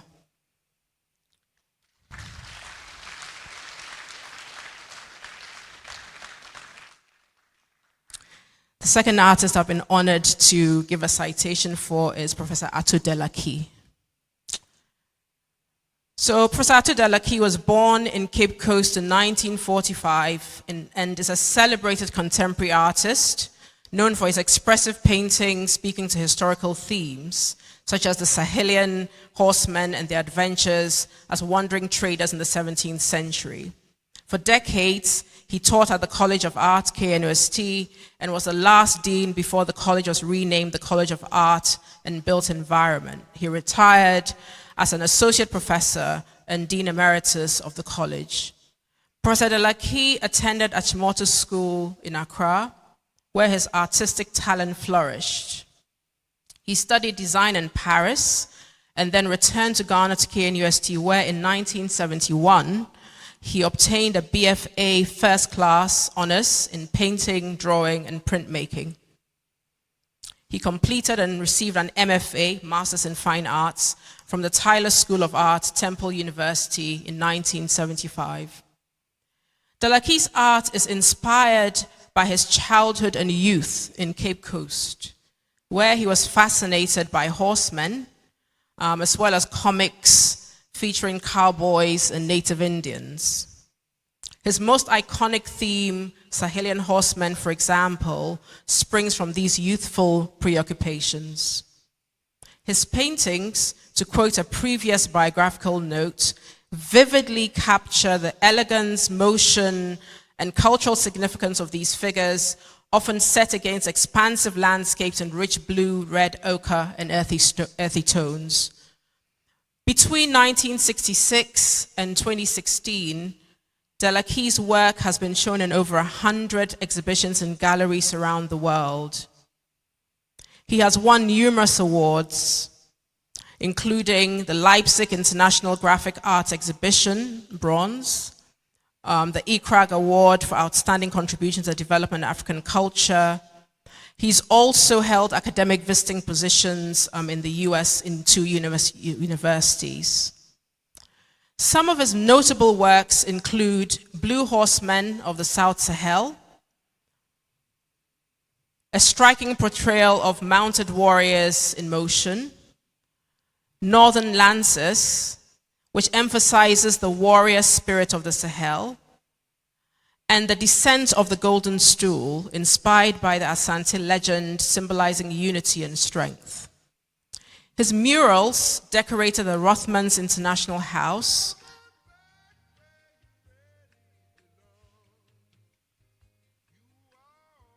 the National Parliament of Ghana, and Kwame Nkrumah's Young Pioneers Building, which was destroyed in 1962. Professor Delaki is an avowed Pan-Africanist and anti-colonialist. His paintings trace deep connections to African histories and identities. He also writes on these themes in journals and essay anthologies, for example, Art and Nonsense in Relation to the African Condition, and Why African Artists Should Also Write. Ladies and gentlemen, Professor Atu Delaki.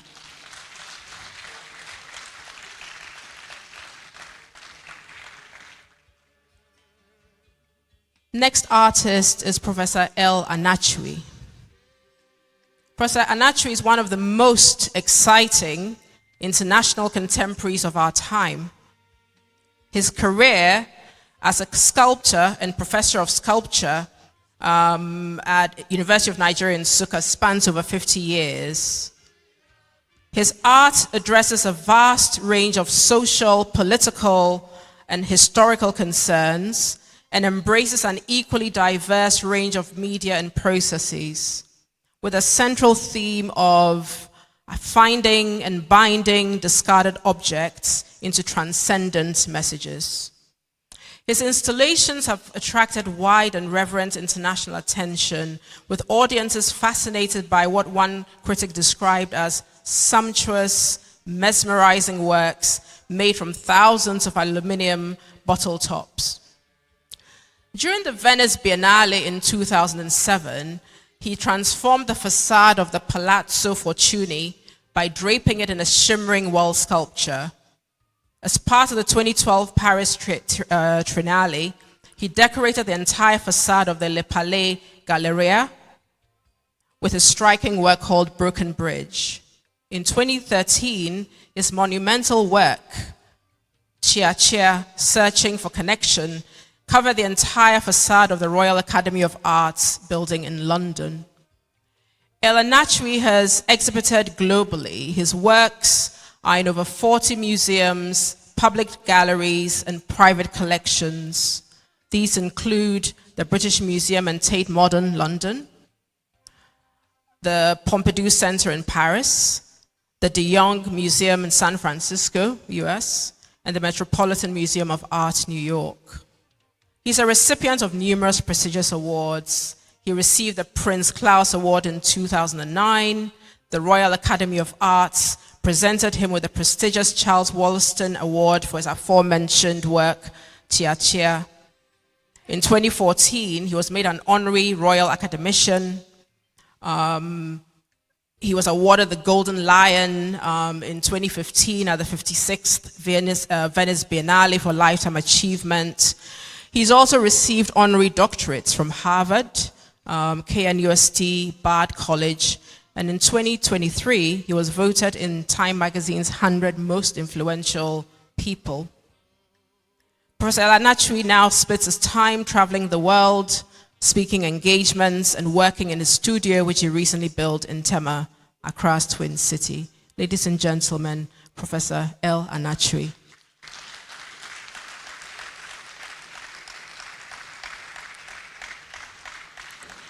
My final artist. Francis Kwate Ni-O. Francis Kwate Ni-O, a renowned Ghanaian sculptor and artist, was born in 1942 in Brazil House, Jamestown, Accra. He came from a family of artists. His father, John Ni-O, and his mother, Lucy Saki Hammond, provided a nurturing environment that fueled his passion for creativity. Ni-O's educational journey began at Opokuwari Secondary School in Kumasi and Ganata Secondary School in Dodoa. In 1966, he enrolled at the College of Art, University of Science and Technology, Kumasi. He migrated to the UK in 1968, where he continued at Putney College of Art in London. He then enrolled at the London Film School, where he graduated in film direction. In the 1970s, while he was trying to find his niche in the arts, he formed an alliance with a globally celebrated South African sculptor, Giovanni Schumann. Encouraged by Schumann, Ni-O experimented with various media, such as industrial materials, chemicals, and metal powders, and eventually developed his own unique cold casting technique. This technique involved the use of bronze, brass, copper, aluminum, gold, silver, and other metals, casting designs of freestanding and wall relief handmade sculptures and finishing them to a very high standard. In 1973, Ni-O curated his first exhibition with a small collection of sculptures at the Commonwealth Institute in Kensington, London. The impact and response of this exhibition encouraged him to carry on in the gold casting technique, to which to date has accrued a collection of over 1,000 designs. Over the decades, Ni-O has participated in numerous international exhibitions and has commissioned for prestigious projects. One of his most notable commissions came from the BBC in 1981, where he designed reliefs of the BBC's state-of-the-art lifts at Bush House in London. He also designed the coat of arms for the Bahamas Embassy in London in 1982. In 1990, he spent time in Japan, where he worked alongside Japanese sculptor Kuma-san. Returning to Ghana in 1993, after 24 years abroad, he focused on sharing his knowledge and building an international standard art gallery and studio workshop in Accra. Niowu's notable works include statues of Nana Amonu Kantamanto IV, Dr. Kwejiru Agri, and George Ekem Ferguson, as well as the piece design for the Kofi Annan International Peacekeeping Training Center in Accra. He has also created busts of all the presidents of Ghana, from Kwame Nkrumah to John Dramani Mahama. Niowu is passionate about architecture, building, and interior design. He remains dedicated to preserving Ghanaian and African heritage through art. His legacy is one of artistic excellence and cultural preservation. Ladies and gentlemen, Francis Kwate Niowu.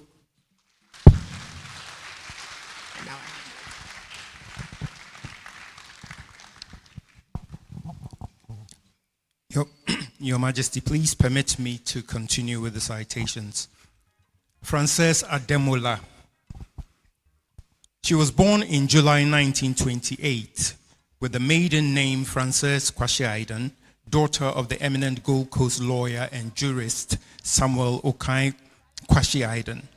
She partly grew up in Edum Kejetia in Kumasi and has fond memories of some members of the royal household who were her friends. She personally knew His Majesty Otumfuo Osei Agyemang Prempeh II, Alex Atta Yao Chermantin, and others like Paul Boateng.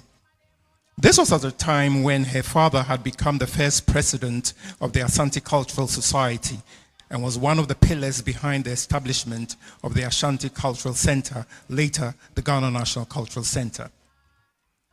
After studying at government girls' schools in Accra from 1932 to 1939, she continued to Achimota School from 1939 to 1944, from where she went to the private boarding school at West Point School in Gloucestershire, England, and then to the University of Exeter at the age of 21.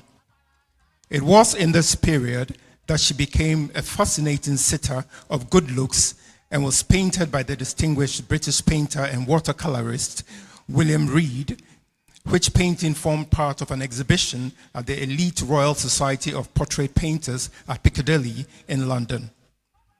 Other photos of her, which would pass today as fashion, were by the London's National Portrait Gallery. Between the periods that her father served as Chief Justice of the High Court of Western Nigeria in 1960 and as the President of the Court of Appeal in East Africa in 1964, Ademola was also living in Nigeria. She got married to Adenikan Ademola, son of the Chief Justice of Nigeria, Adetukuntu Ademola.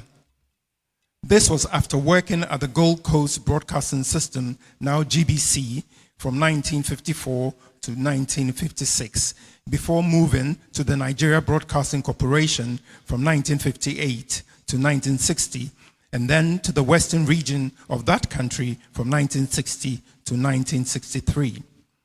It was at the NBC that she worked with the distinguished Nigerian author of Things Fall Apart, Chinua Achebe, as his production assistant. She saw not just the making of the bestseller book, but others like No Longer at Ease and The Arrow of God. It was not only Achebe, though, as she immersed herself in Nigerian literature and visual arts. She also worked closely with future Nobel laureates Wole Soyinka, the poets J.P. Clark, and Christopher Akigbo. Frances Ademola was the editor of the first anthology of post-colonial Nigerian writings, Reflections, Nigerian Prose and Verse, 1962, which published these distinguished writers. In an anthology of contemporary short stories, The Gods Who Send Us Gifts in 2017, to mark the 55th anniversary of the famous Makerere Conference on African Literature, which was edited by Ivo Agyemang, Wole Soyinka, in a foreword, recounted what happened in 1962 on their way to the famous conference. Passing through customs, a Congolese soldier barked an order at Frances Ademola in French, which nobody could possibly understand. When she continued on her way, the soldier pushed her roughly. What followed was a minor fracas, but you don't shove members of a Nigerian delegation, and a woman at that. The Congolese had a mean reputation. Christopher Akigbo, J.P. Clark, and I got physical. It was after Ademola's return to Ghana 12 years later that she founded the first gallery, The Loom, in the center of Accra at Kwame Nkrumah Circle, which gallery sold the artworks of over 100 artists, including Abladi Glover, Atu Delaki, and Larry Otu, who would go ahead to distinguish themselves. The Loom came into being because she realized that apart from the famous sculptor Kofi Atubam of Achimota School, the musician Ifrimamo, and the philosopher J.B. Dankwa, and a small group, the Ghanaian cultural landscape was not as big as that of Nigeria and not as exciting. Ademola also devoted time to public policy and served as board chairwoman of the Ghana Library Board, Ethics Committee of the Ghana Institute of Journalism, and Accra Red Church Council. At 97 years of age, she has received the Order of the Volta from the Republic of Ghana from President Jerry John Rawlings, among other awards. Ladies and gentlemen, Frances Ademola.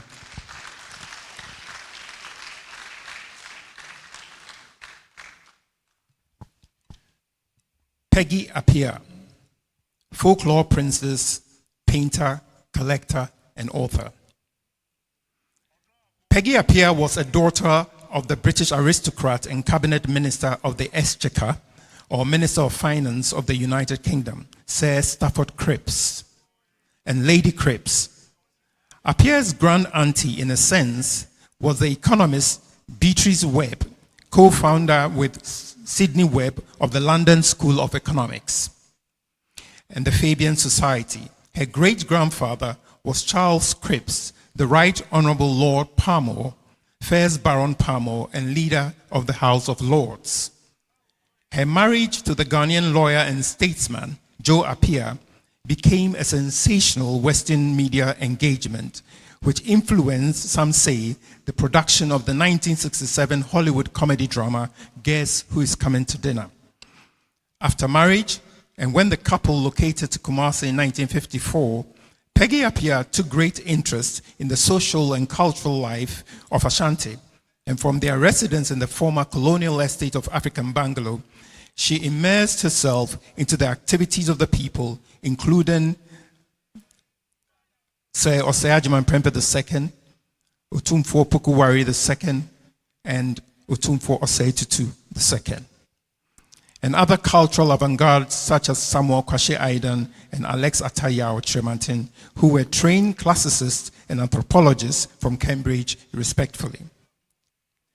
It was on this basis that her training in art history and painting became visible.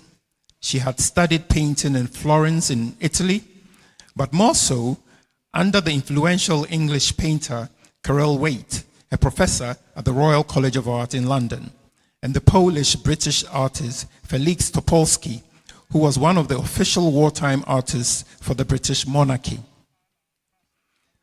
This was after declining an offer to study at the University of Edinburgh at the outbreak of World War II, as she and her family traveled around the world with her diplomat father to Jamaica, China, Russia, India, and Iran. She would not only paint scenes of Kumasi in the 50s and 60s, but traveled around the Gold Coast and ran charities, especially for the underclass. She collected Asante gold weights, which were used as currency in the 17th century, becoming the biggest collector in living memory. This was at a time when her husband, Joe Appiah, a former roommate of Ghana's first Prime Minister, Kwame Nkrumah, in London, got into politics, became president of the Bar Association, and suffered imprisonment. Auntie Peggy, as she was called by many in Kumasi, published over 20 folklore, fiction, and poetry. They included Anansi the Spider, Tales from an Ashanti Village in 1966, and followed by Tales of an Ashanti Father. Others were The Children of Anansi in 1968, The Pineapple Child, and Other Tales from Asante in 1969, Why There Are So Many Roads in 1972, and Why the Hyena Does Not Care for Fish, and Other Tales from the Ashanti in 1977. She also published a series to help Ghanaian children learn English: The Lost Earring, Yao and the Python, Abna and the Python, Ifwa and the Mouse, and Kofi and the Crow, as well as a series of novels for children and adults, including Gifts of the Motia and Ring of Gold, and 2 volumes of poetry. Some of these are set texts in primary and secondary schools in West Africa. Perhaps her most well-known book, which she worked on for 5 decades, was Bumebe, Proverbs of the Akan, a collection of more than 7,000 key proverbs that was launched in Accra in 2001 by the Ghanaian playwright Amar Taidu and the musicologist J.H. Kwabna Nketia. Auntie Peggy was awarded the MBE by Queen Elizabeth II for her promotion of Anglo-Asante relations and an honorary doctorate degree from the Kwame Nkrumah University of Science and Technology. She died at 84 in 2006 and was buried next to her late husband in Kumasi on her wishes. She is survived by 4 children: the distinguished world philosopher Kwame Anthony Appiah, the landscape architect Ajua Appiah Eden, the economist Ama Appiah Anderson, and businesswoman Abna Appiah. Ladies and gentlemen, Peggy Appiah.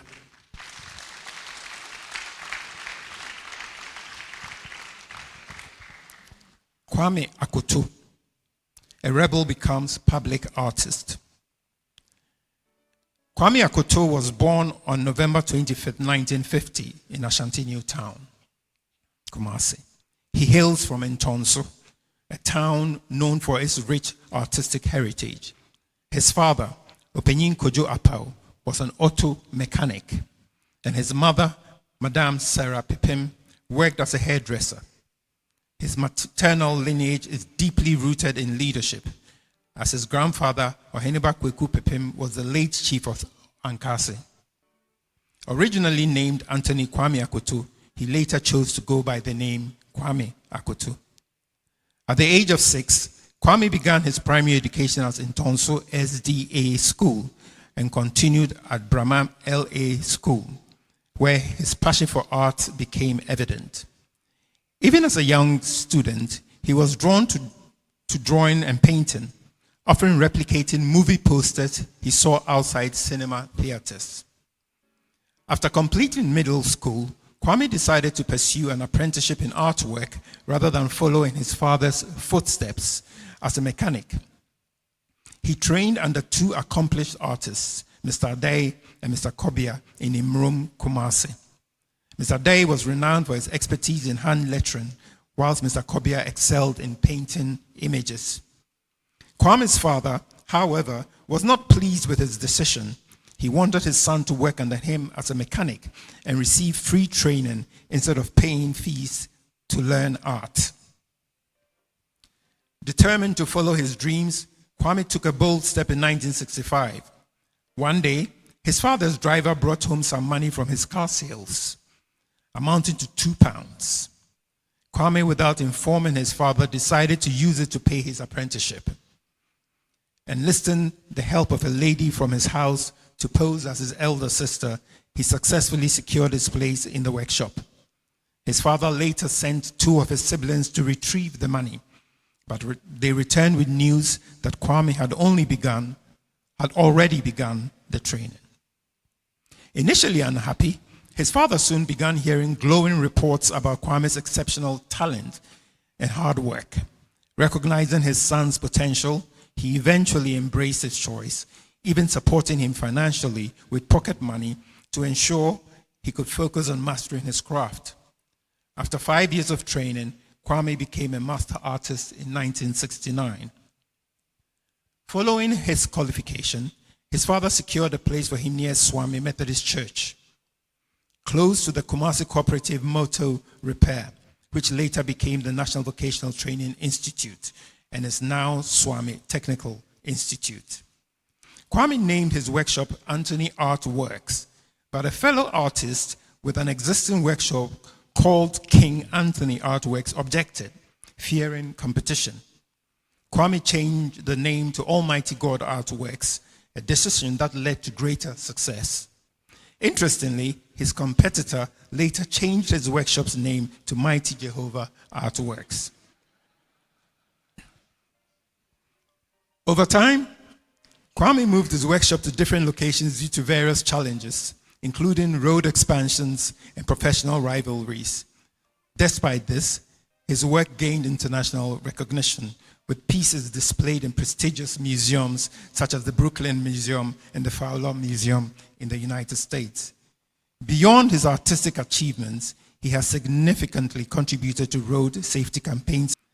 He has also trained individuals, both Ghanaians and foreigners, passing on his knowledge and skills to future generations. Ladies and gentlemen, Mr. Kwame Akoto.